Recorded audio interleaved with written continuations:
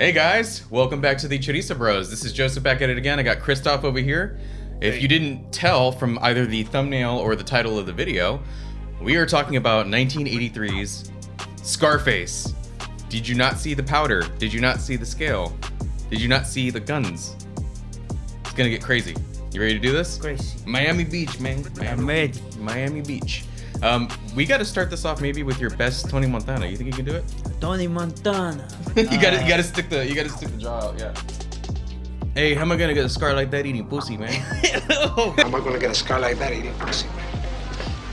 There's so many iconic lines, dude. There are. Say hello to my little friend. Say hello to my little friend.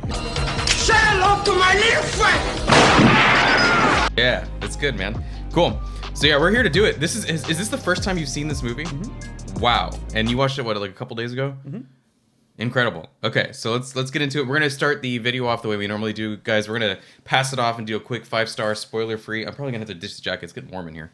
And then after that, we're gonna assume that everybody that's still on board with the video has seen the movie, and therefore we're just gonna talk spoilers. We're gonna talk about who lives, who dies, how it ends, whatever, with no regard for fucking it up for you, spoiler-wise. So. Do you want to start, or do you want me to do my 5-star? I can do. I got it. This is too warm. My 5-star review. I'm gonna give it a 4. That's pretty high. I'm gonna give it a 4, maybe a 4.5. It's a pretty long movie too. It's pretty exciting. There's a lot going on. I like Tony. Just watching him go from this. Well, I don't want to get too into it, but just watching his transformation. Tony's transformation was probably my favorite part of the movie. I'll leave it at that. Okay. Because you want to go. You don't want to ruin the spoilers. Yeah. Okay. Cool. I'll go next. This is weird because this is a movie that I grew up watching.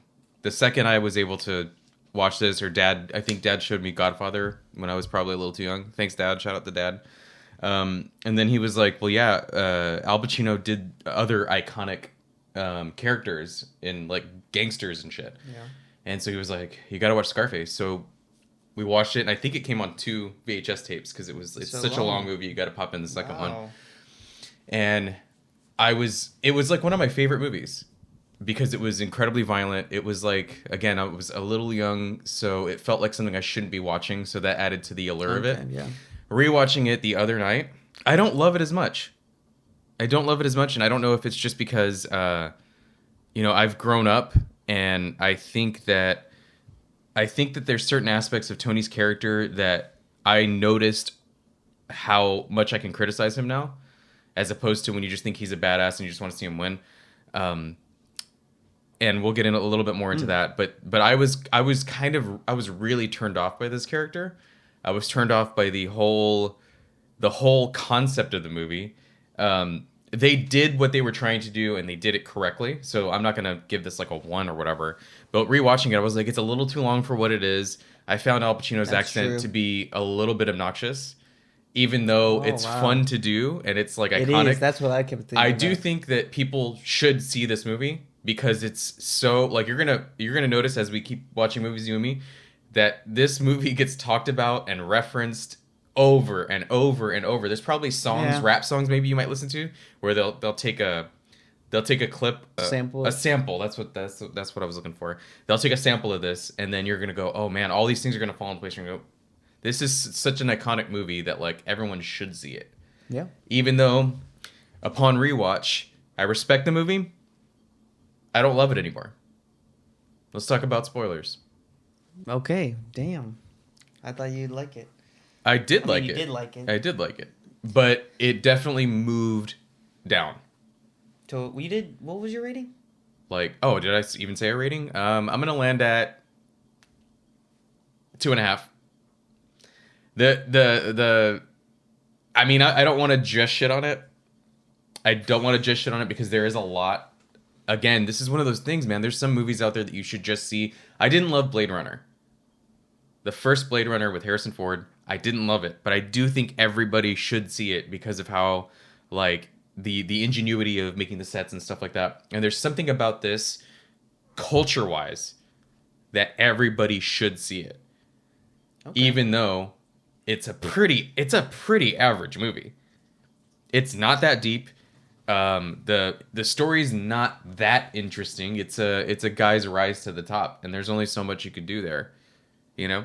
And maybe it's just because I've seen the movie so many times that I'm just like, it doesn't shock me or surprise me anymore. So there's this thing with growing up. We talked about this, you know, on our Akira, when I was like, man, the Colonel is like my favorite character in that movie, and it's because I aged up. I'm not thinking about it in terms of like, oh, it's Kaneda, he's like the guy we're supposed to follow and really like.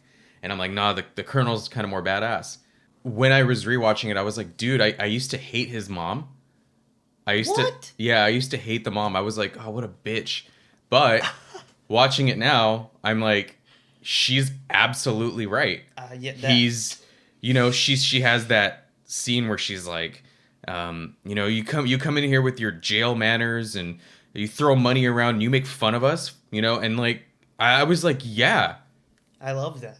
Coming in, like taking a cigar out and like disregard for how she runs the household, and her immediately knowing he's gonna fucking mess up Gina. He's gonna mess her up. He's gonna corrupt that innocence that she has. She's so excited about getting her salon license or whatever, and then you immediately, the next scene you see her, she's dancing around at a club hanging out with drug dealers and shit. Crazy. So his mom was right. They are better off without him. And she's like, we don't hear from you for 5 years. You know, she even calls him up. She's like, what are you doing now? Is it still bodegas? Like, meaning he used to like rob shops. She's got him clued right the fuck in. And I was like, yeah, dude. Something about that, having grown up, I'm like, yeah. I kind of liked Frank's character a little bit more too, his boss. Again, we're along for the ride. Tony's our protagonist. We want to see him win. But I was kind of like, he does give him the rules. I'm just gonna not stop if you let me. So I'm gonna let you talk about. We talked about the mom. Why don't you lay your ideas down? I mean, I agree with you on that. I think the mom was right. I'm just surprised that when you saw it, you were like, the mom's a bitch. Like, yeah, because it's training us to be like, Tony's the man. Mm-hmm. So you don't like to see him getting criticized. No, I was like, well, yeah, he's just trying to take care of them. You know, that's what I thought. I see what you mean. Back then. But I like yeah, mom clocked him. Because what happens to Gina, and it all kind of it fits together. Seeing Gina go through that whole transformation as well, really shines the light that Tony changed so much. That's my favorite part of the movie. Tony becoming where Frank was, and now his wife hates him. Yeah, because that's just what happens when you get there in that kind of business. I think you can't be like a good husband living in that kind of world.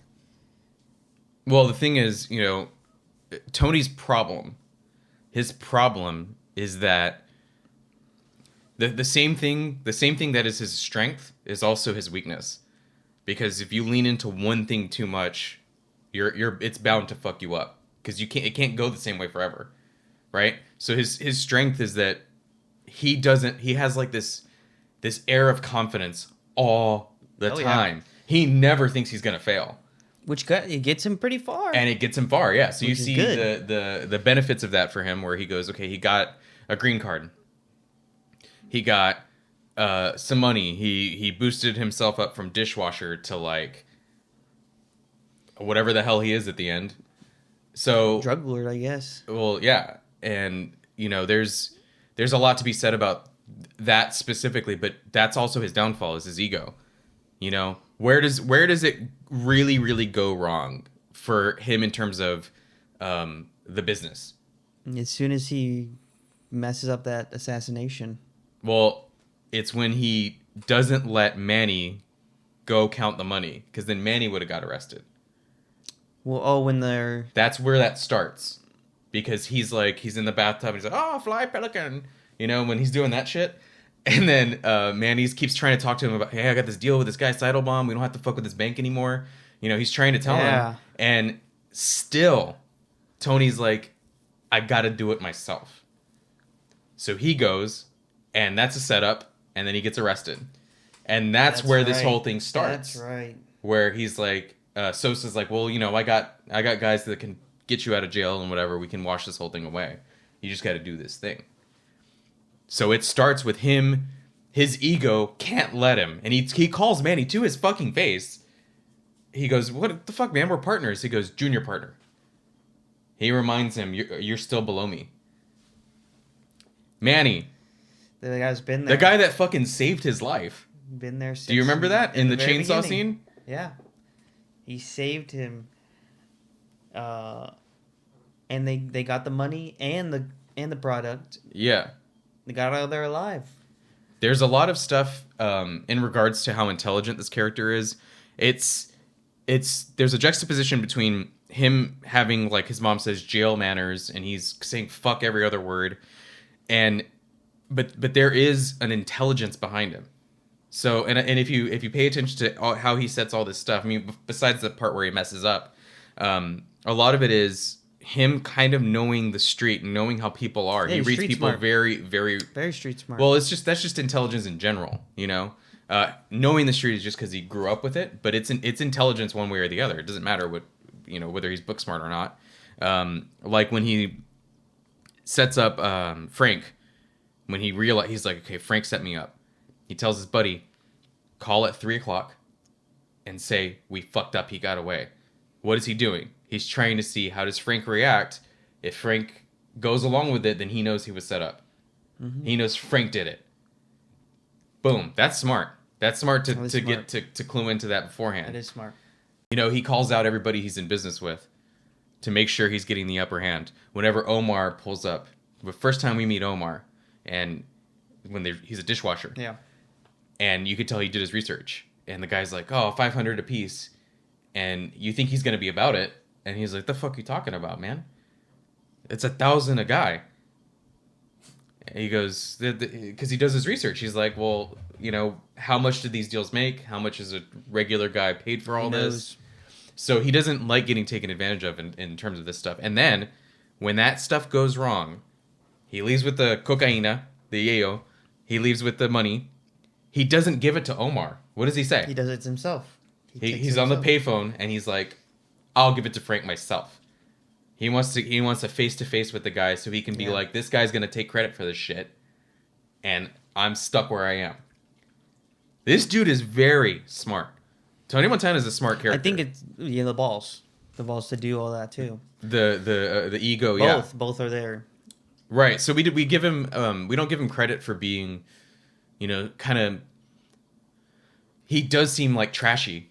He even tells Elvira, he's like, I'm from the gutter. I know that. Yeah, he's definitely.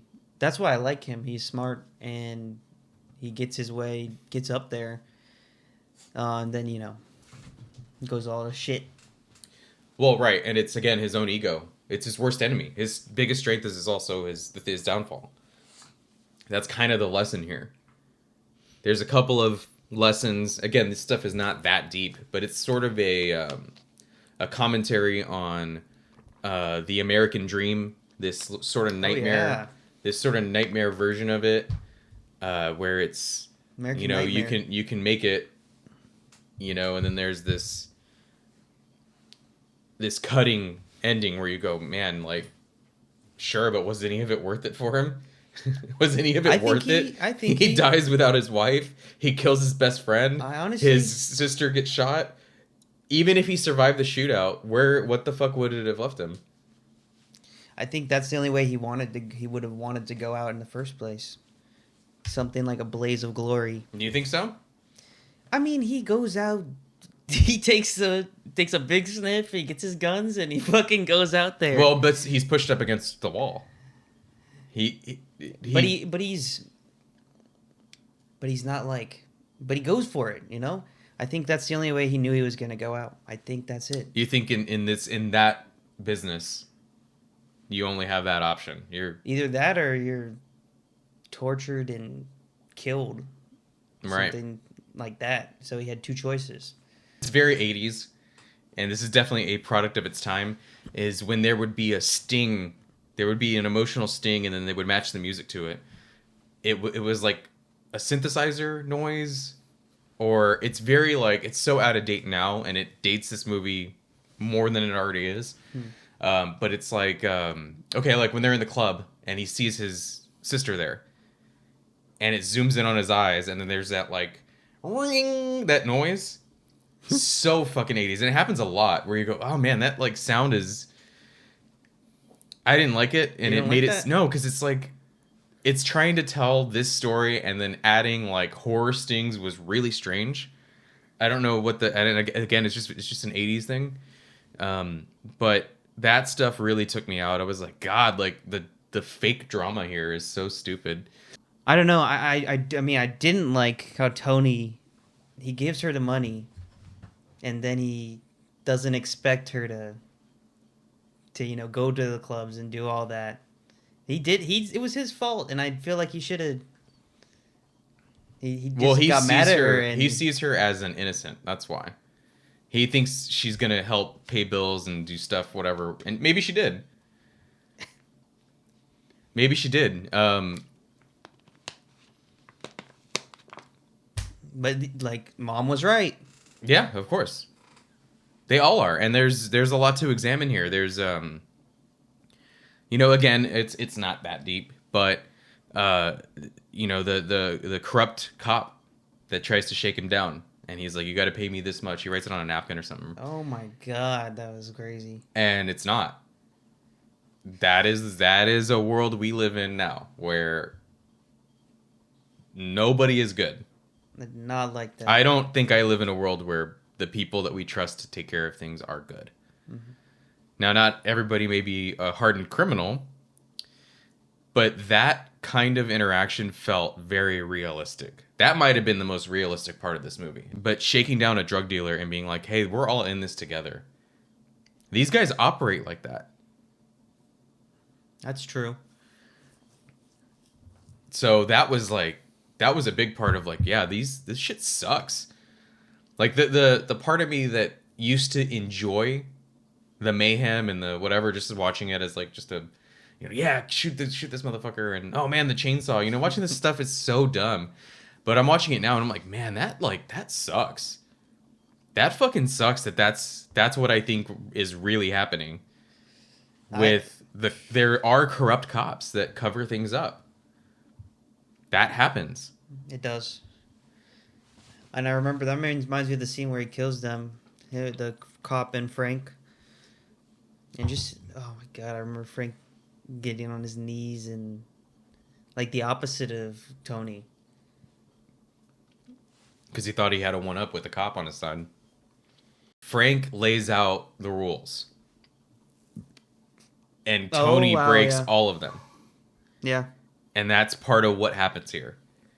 Where he's like, don't get high on your own supply. You know what a hassa is? That's a pig that don't fly straight. You remember when he says that? Pig. He goes, it's a Yiddish word for pig. It's a guy that wants more than what he needs and he doesn't fly straight anymore. And that's kind of where he was right. Where he feels like he's making money and whatever, but he's got enough. He doesn't have to continue to push.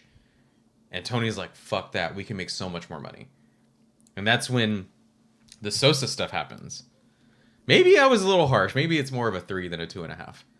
Because I will probably watch this again and I will enjoy it again. I think it's pretty good. I think I have to continue to think about it. It's got a hell of a soundtrack. I love all the music played in here. Giorgio Moroder. That guy, I know that guy. He was like the father of synthesizers. Oh, okay. So you didn't like when I insulted the synth stuff? No, I mean, I like that. He did a song with Daft Punk. Yeah, I think the sound design and the music really does a good job in this movie. I mean the actual songs that they chose. The songs that were real songs already, not the song, not the music they were making for the movie, is what I was saying. What song? I remember. Push It to the Limit is like the song. One? That's like the song from Scarface. I can fucking drive listening to that shit, and I'm like, oh fuck, I'm driving way too fast. Because that song kicks ass. That's a good song. the couple of songs they play in the club. There's Rush Rush to the Yayo. There's what's the other one?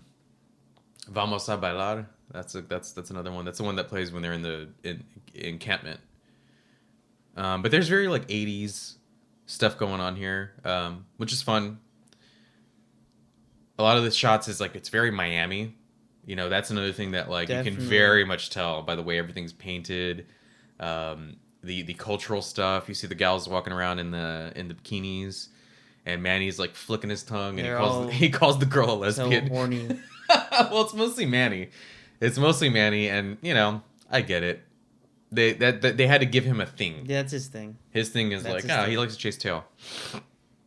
And again, that there's that lesson. That's what kills Manny. Oh wow. So that thing that like he wants to, you know, get money and impress girls and whatever, and he's constantly throughout the movie you're seeing him like hook up with gals.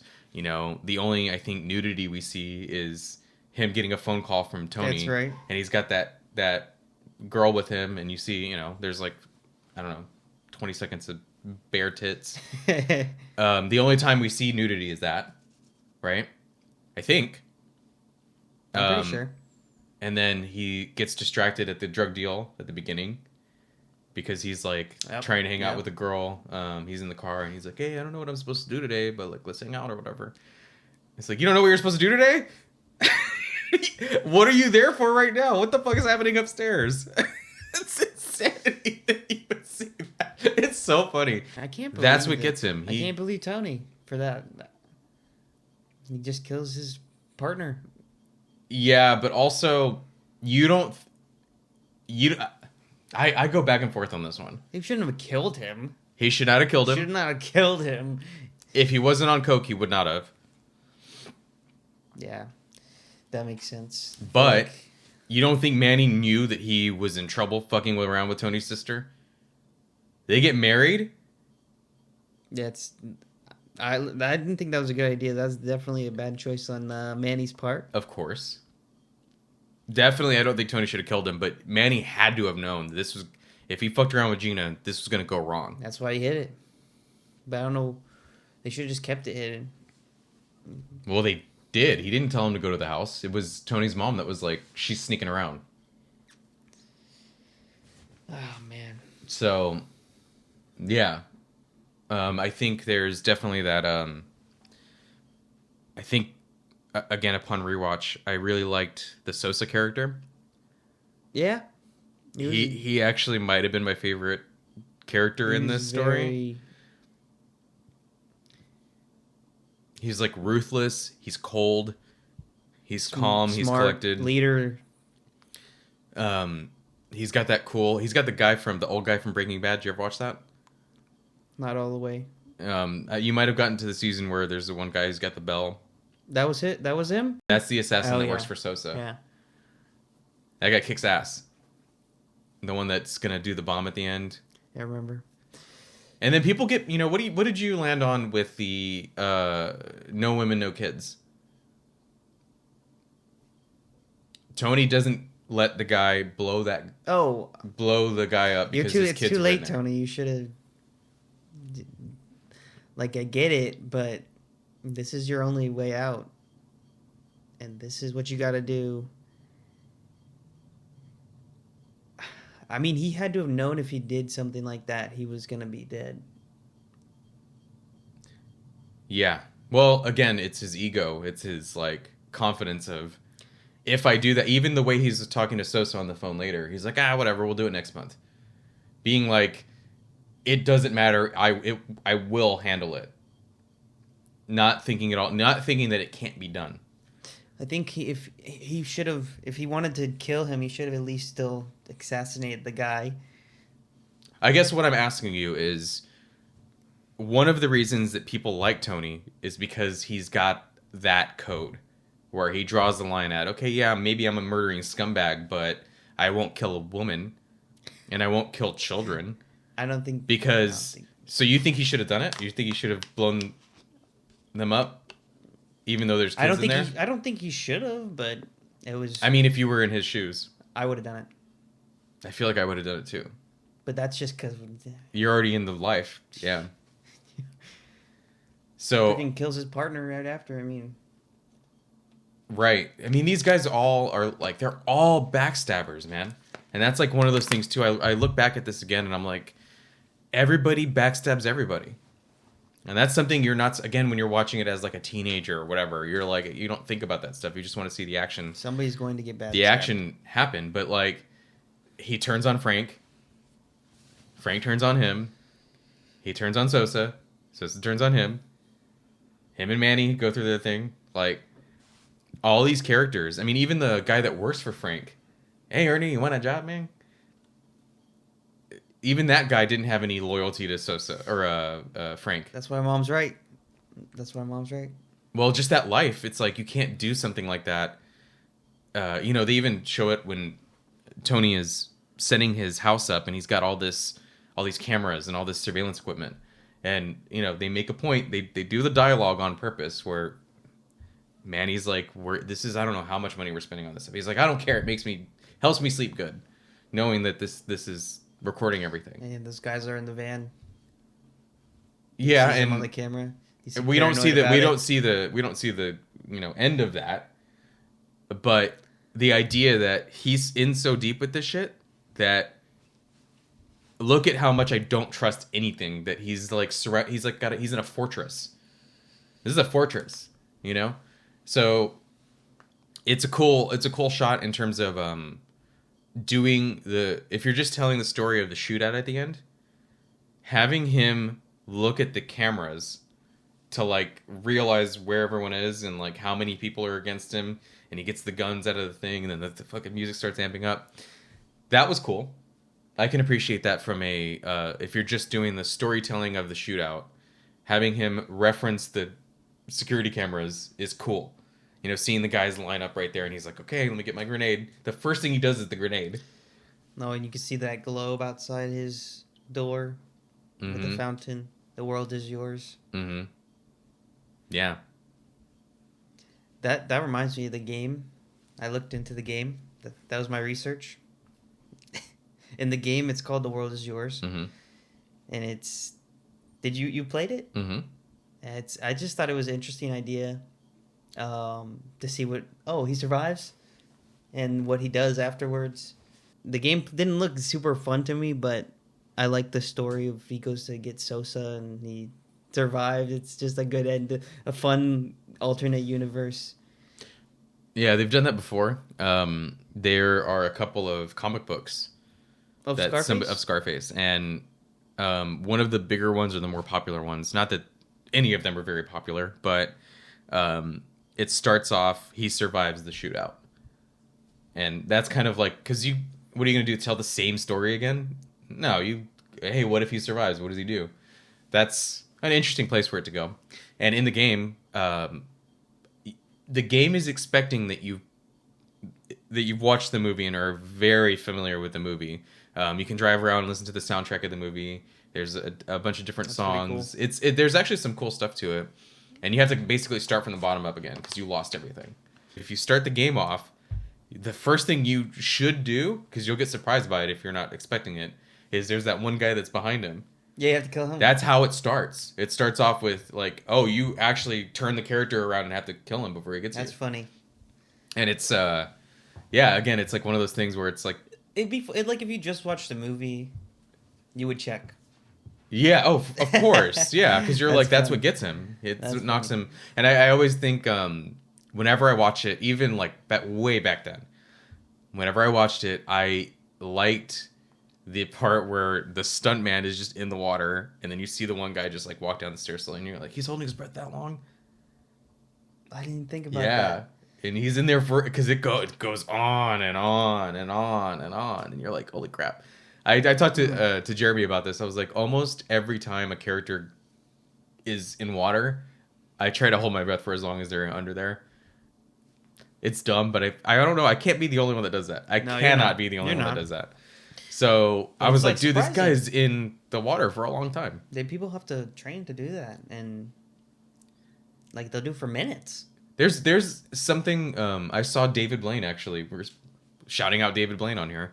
He does a lot of endurance like tricks, and I saw him talking about how you can train yourself to like hold your breath for a long time. It has to do with like you breathe a certain way before you try it. That's right. To get your oxygen levels up or whatever.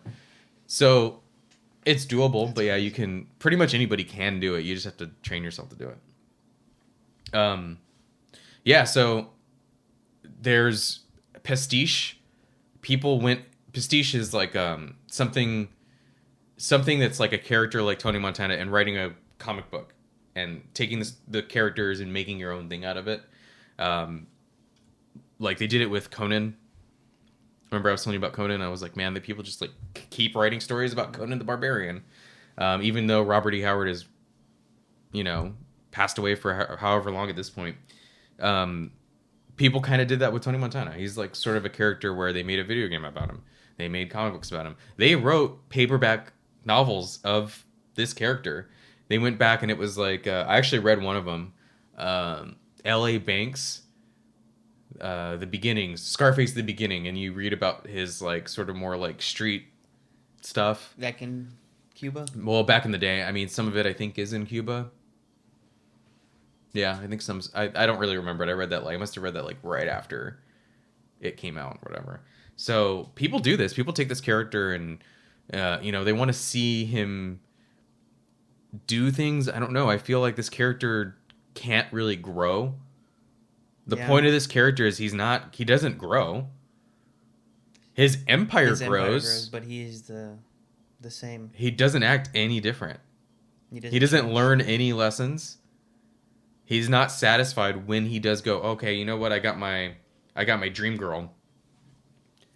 Who fucking sucks. This chick sucks, dude. Listen, I love Michelle Pfeiffer, dude. She's beautiful. I think she's great. And if you see her if we watch any other movie, she's very talented. She's a looker. They made her look very like Coke skinny. Yeah. Like that's kind of, that's not the best look for her. But this character is so just one note and she's just bored and she's kind of a bitch. And you don't blame her. She's around all these assholes all the time. Happens when you... But, he goes, even Tony tells her like, God, why don't you like do something? Get a hobby. Like help kids, work with blind kids, do something, She just does coke and sleeps all day and just looks cool, and the only time you ever see her, she's lounging about doing nothing. I mean, I guess she just wanted one of her husbands to spend time with her, but the character is written one note on purpose. This is not a knock to bad writing on their part. Believe it or not, I don't think that it's bad writing on their part. The point is, Tony doesn't see it for what it is. He can't tell that this chick is not interesting. He just wants her as a trophy wife. He just sees her as beautiful, and that's all she needs to be to him. He asks her 2 questions about herself. It's like, what's your last name? I don't know why. Oh, what kind of name is that? I don't know why they like. There's always, you got like mafias and all this, and they all have wives and kids, like the Sopranos or like Goodfellas. They all have kids and families. Why? Why do you do that? Why? Like expand on that. Like gangsters will have. I understand what you're saying. I'm saying like, but you're ruining your family. They're not gonna have. You're gonna die. Your wife's not gonna be happy. Your kids aren't gonna be happy. I don't get it. Why would you do that to yourself? It's like again because I think that this is just the world. This is just the world. That's what happens. People, if you decide that you're in a thing where you are kind of corrupt and you take advantage of people and you screw them over and whatever to make a lot of money, why wouldn't you? I mean, why do people make money? To enjoy their lives. To take care of their family. Do you think that Tony didn't it's totally natural to want to have a family? That's like one of the most natural things human beings do is to want that. Well, he didn't have to marry her. I'm not suggesting. She shouldn't have got married to him. She fucking sucks. Shouldn't have got married to I him. do not like her, and It's funny because you watch it and you go, what? When you watch it again, pay attention to like what the interactions are and like why do you think Tony knew he could get her? Because you got no attention from Frank. That's an interesting take. Because Frank doesn't mean anything to her. Right. Meaning neither. He was meaning neither attention. would Tony. That's. It wasn't about attention. It was, this is a way I can just do nothing, and I gotta fuck this guy I don't like, so I can live in this type of house. Yeah. If you're thinking from a romantic notion, that's wild. There is nothing going on in there that would suggest that she's like that. Oh, she was like attracted to the attention he was giving her? No way. She goes, he's the next big baller in town, and I'm attaching myself to that. Her growth, she does grow. She figures it out and goes, fuck these people. Remember? That's the only interesting thing she does. When she leaves. Yeah, she Tony, yells at him in the restaurant. Yeah. She's like, this fucking sucks. You know, she has a moment of clarity. Yeah. And everything she says is true, and it makes his little speech when he's all fucking hammered. He doesn't look, like you don't go, that guy looks smart by what he's saying. No, he looks trashy. He's stumbling around and he's making a scene, and he's yelling at the patrons. What the fuck did they do to him? You know? Yeah, I guess she does finally get her shit together. Well, I hope. I like to think that she did. I like to think that she learned some kind of lesson out of all this. Maybe she went back to New Hampshire, wherever the fuck she's from. But yeah, that character fucking sucks. And somebody made a point, I don't remember where I saw it, where even her name, what do you, if you think in pop culture, like Elvira, what do you, does that ring any bell for you? I doubt that it does. The Addams Family? Yeah, it's that, wife? It's not, no, that's Morticia. But yes, in that same vein, there's a character that's like this hot, like temptress, like vampire type character. If I showed it to you, you'd be like, oh, I know, I think I've seen that in the back, somewhere in my mind I've seen that on TV or whatever. But it's like this like sexy, black-haired chick, her Elvira, like she's like a vampire. Big? Yeah. Okay. Yeah. I think so I've seen her, yeah. Somebody made the comparison that she's just as bad as them. She's just as bad. Why would you give her any passes? Yeah. You don't think she knows that they deal drugs? She does the drugs they have. That's right. You know, and then I don't know. So yeah, you're supposed to sort of not trust her also. I didn't like her, yeah. Right. And it was like, okay, wow. Like they gave her, I forgot, but I didn't look at it the same way when she yells at him.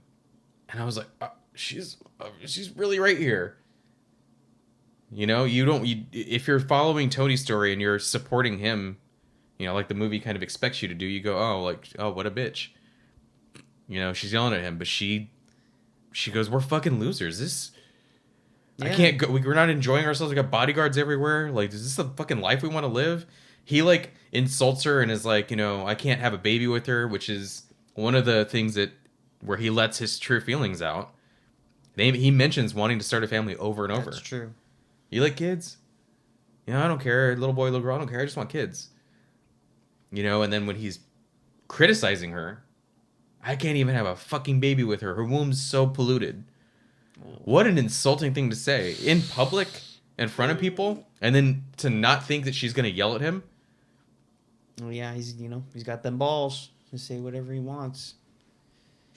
Man. Yeah, this character Tony sucks too. Yeah. Again, then that's one of the things you're supposed to. I've grown since watching this as a teenager and being like, yeah, Tony Montana fucking rules. Well, you can like that he's smart and he can figure out these street deals and he finds his way to get to the top. Best. But this character fucking sucks.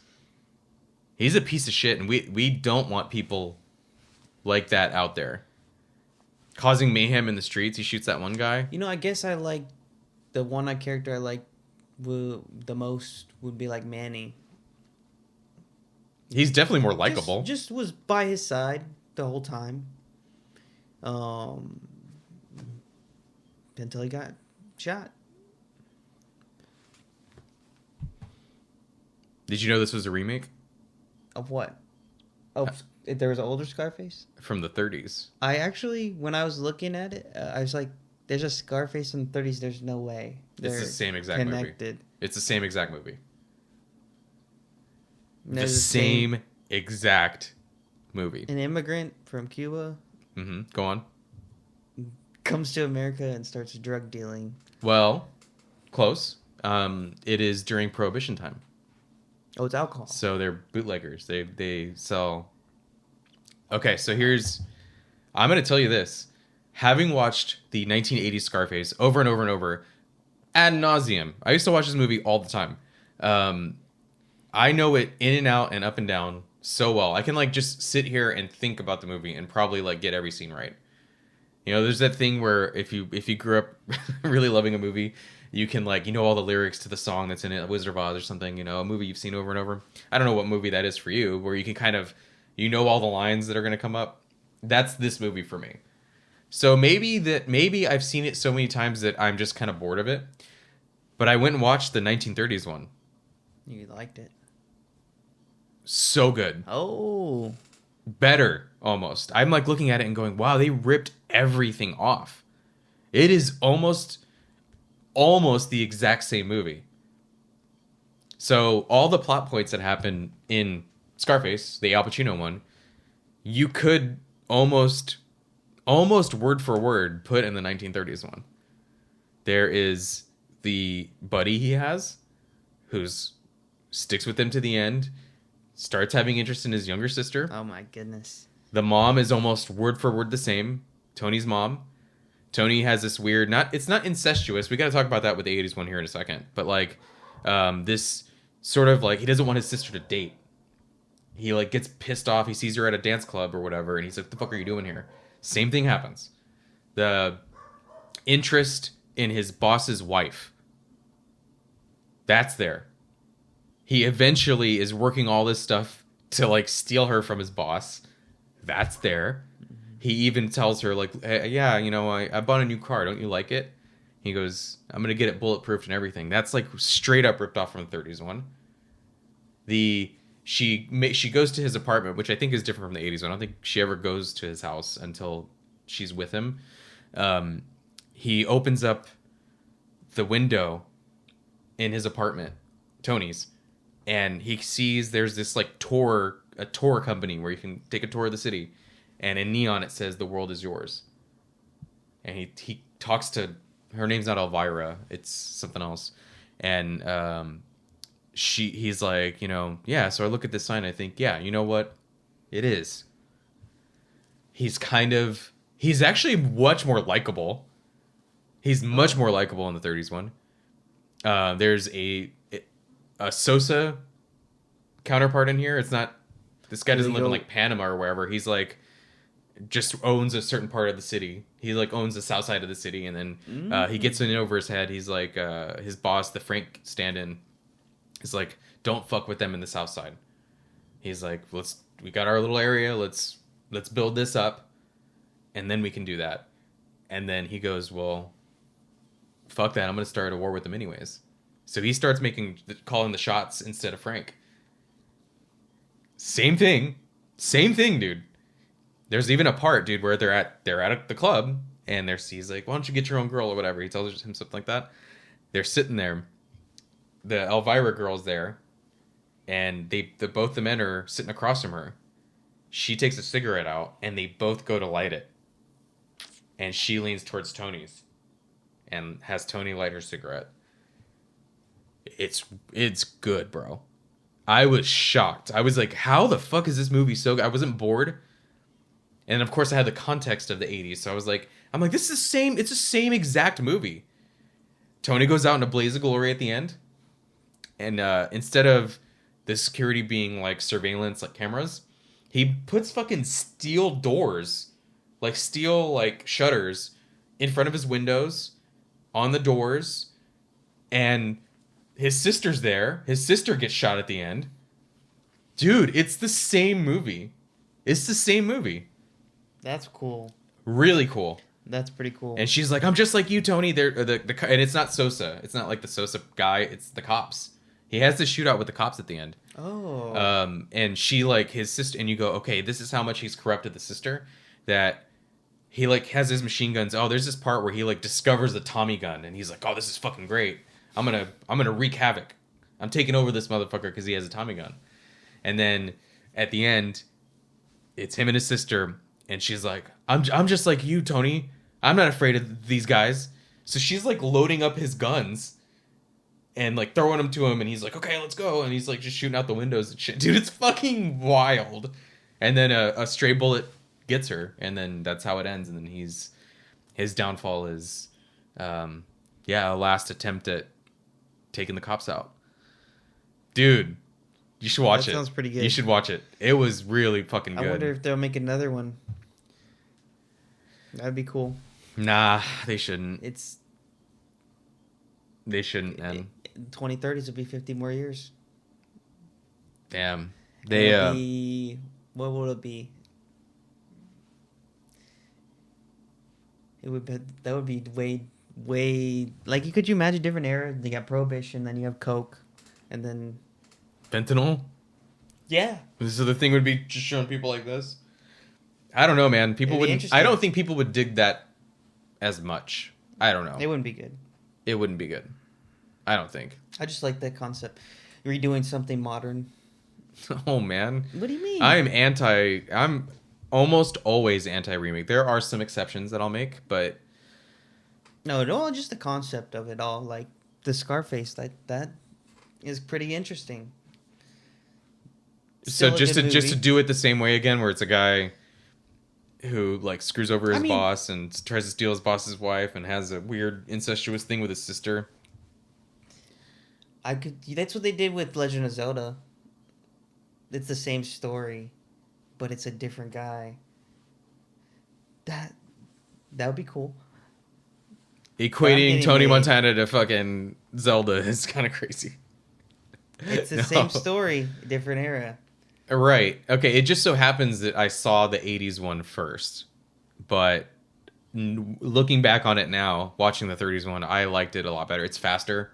It's not as long. Oh, it's like an hour 30. The Al Pacino's Cuban accent is so bad. It's so bad. It's so dumb.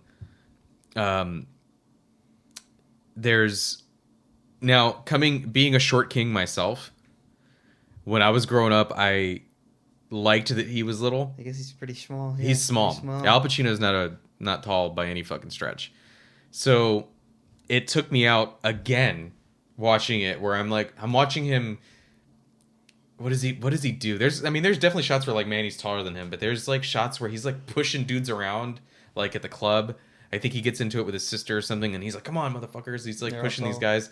They're all like, I'm like, bro, in real life that shit would not happen. Somebody that looks like me cannot push a tall guy around. It doesn't fucking work that way. It doesn't. And for the sake of the movie, fuck it, it doesn't matter. But like looking at it and going like, oh, it's just hard to not see him as like a tiny guy. Like somebody like Kevin Hart like leans into it like, oh, I can't be a tough guy, so I'm just gonna be this goofy little, this goofy little character. Okay. But imagine if they made Scarface with Kevin Hart. Yeah, you'd be like, what the fuck? That'd be silly. That'd be crazy. Even if they made him like look badass or whatever. And then Manny would be The Rock. Is that the remake? The Rock is Manny and Kevin Hart's Tony.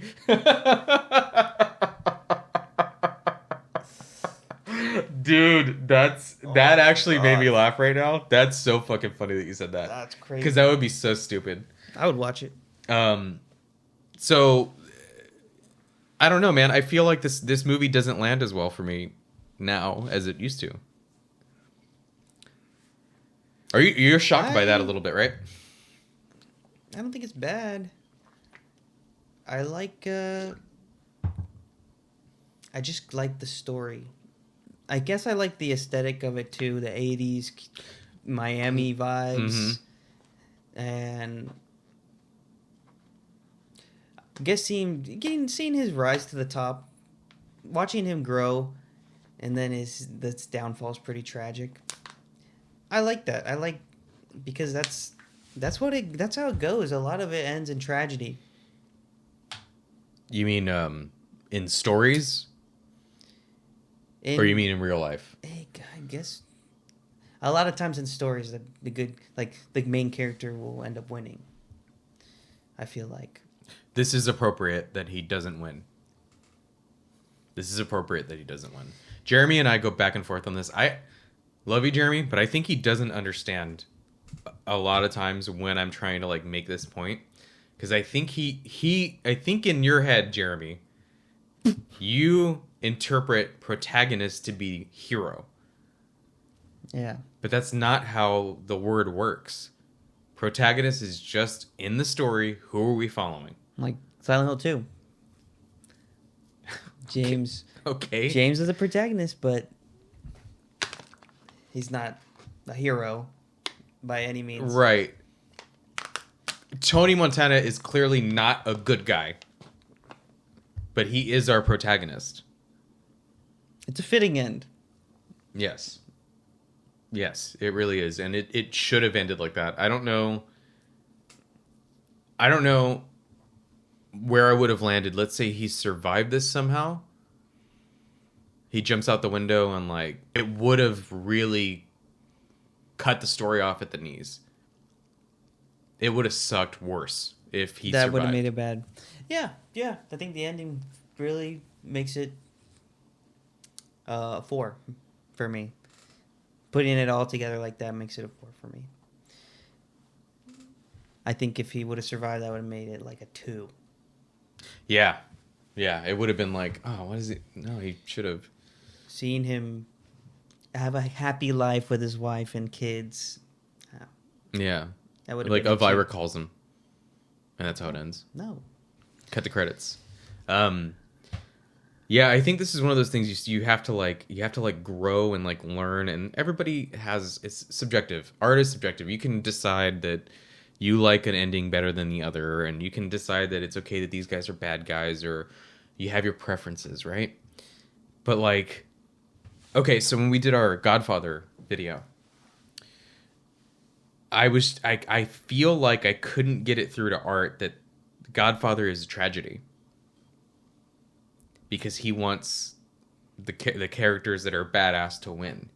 And I was like, well, yeah, you know, my whole thing with The Godfather was it's a tragedy because, yeah, maybe Michael figures it out and quote unquote wins at the end, but he lost his soul in the process. He became what he didn't. Have you seen The Godfather? Mm-hmm. Oh no. He becomes what he never wanted to be. And people miss the point on it. Like, the story is a tragedy. Even though our protagonist, quote unquote, wins. You go, oh, fuck. What did he lose in the process? You're supposed to look at it a little bit more philosophically. I like that. That makes me want to watch it. Oh, it's amazing. How have you never seen The Godfather? It's known as one of the best movies of all time. Well, I just don't like movies. I just don't watch movies. Yeah, well, it's going to be weird because you went backwards here almost, I feel like. I saw Godfather before this. So watching Al Pacino go from like this classy New York gangster to like he's college educated, he becomes like the leader of the mob, to he's playing this like street Cuban thug. It was really weird to watch that, like his performance change and kind of be this. You're gonna see him as a Cuban thug into this like.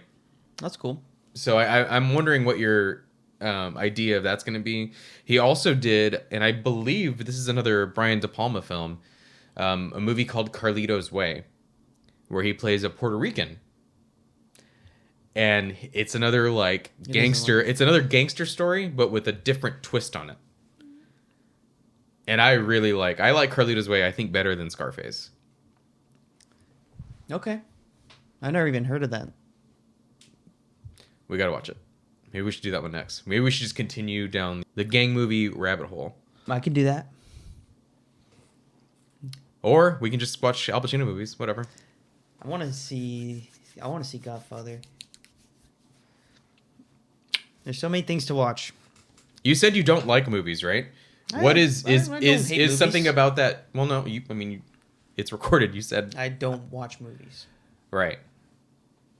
Is something about that changing? Or do you still feel like when I'm like, hey, let's watch a movie, you're like, oh, okay, I gotta watch something.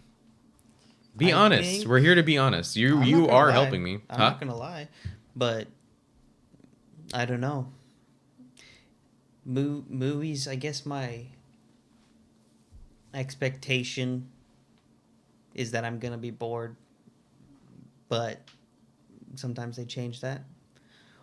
Or it's like, I guess it's the not the watching the movie part. It's the putting aside 3 hours, 2 hours, and be like, I need to watch this. To be fair, I have asked you to watch pretty long movies. It doesn't matter how long it is, even. Did you watch 13 Assassins yet? No. That It's one's just not, like that it's one's just not like I long. gotta put aside those hours to just watch the movie. So I'm like, do I want to right now? No, yes. Right. And when I have like this, the reason to watch it, then I do it. Mm-hmm. That helps. Are you glad you saw it? Yeah. This movie, yes.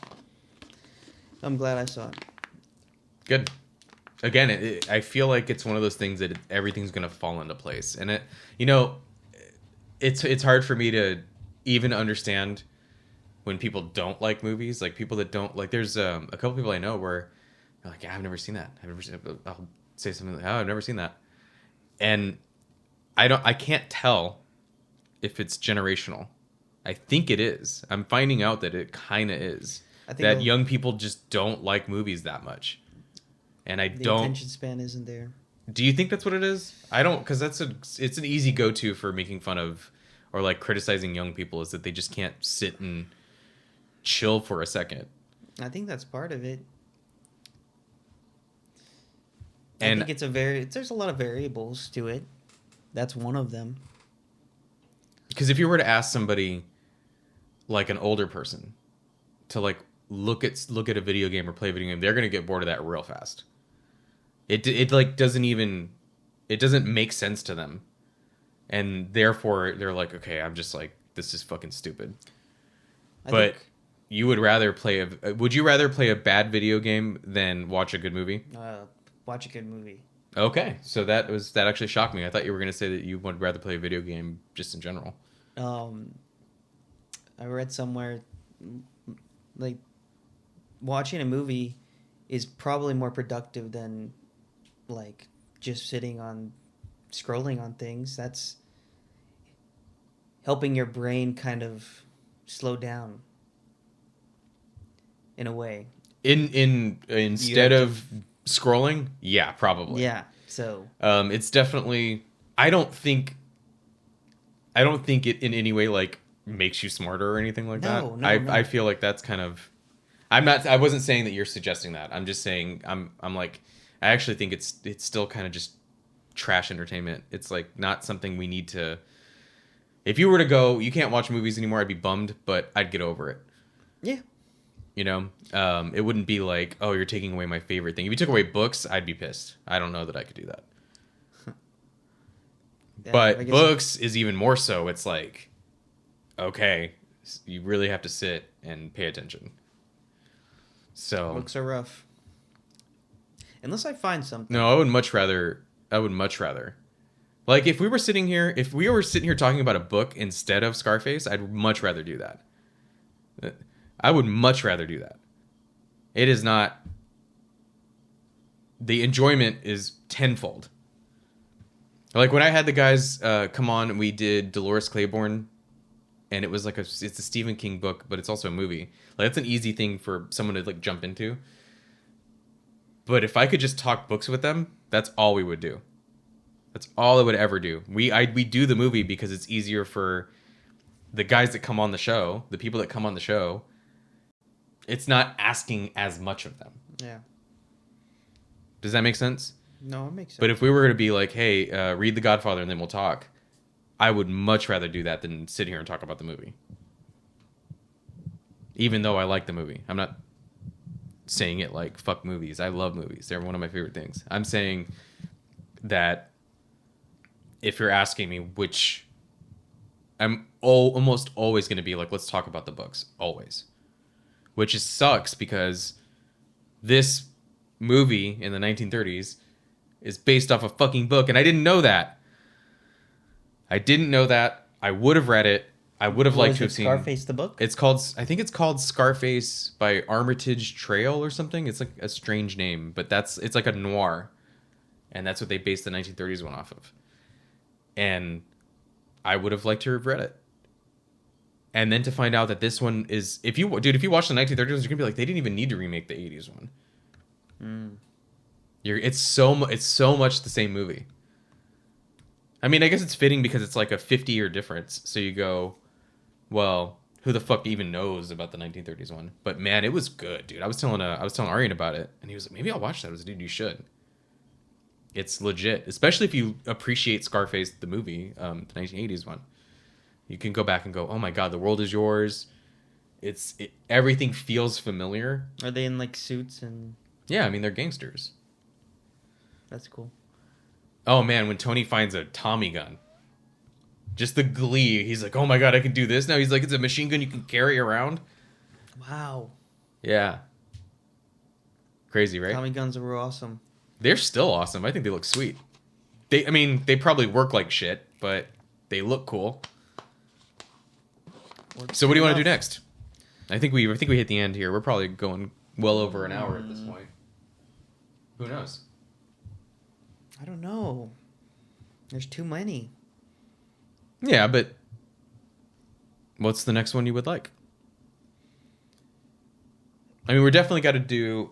We got to bring Shyamalan back. But remember, this is filler stuff while everyone's too busy. Because we are already here. Do an Al Pacino. That's up to you, man. I don't want to coerce you either way. What if we come back and do the 1930s one again? What if we just watch Scarface and do Scarface again, but the 1930s one? I don't know if there'd be much to talk about. No, because most of the issues we have are going to be the same. Maybe, what's the one with Keanu Reeves and Al Pacino? It's Devil's Advocate. I want to watch that one. If you're in, I'm in. All right. Okay. I think we found the one that me and Chris are going to do next. On that note, I think we finished the conversation, did we not? I don't know what else to say about Scarface. Yeah, right. It was a pretty simple movie. Pretty simple movie. It's an asshole's downfall. Yeah. This is not someone you want to look up to. Definitely not. This is definitely not. Listen to your mom and don't give your sister money. Thinking that your ego is more important than anything else. Hey, he was almost right. No. This is a very clear indication that he was not right. He almost got the world. Yeah. Imagine if he just knew where to stop. That's what it is. If he could have just gotten to that point where he was buying the realty company and all that, and then he was just like, you know what? I'm good. I can retire on this. I have more than enough to feel comfortable. You went too far. Marry a girl that's interesting, that wants to help blind kids. And don't do drugs. And don't do drugs. All right, guys. We're going to get out of here. Like and subscribe. We'll see you next time. Thank you so much.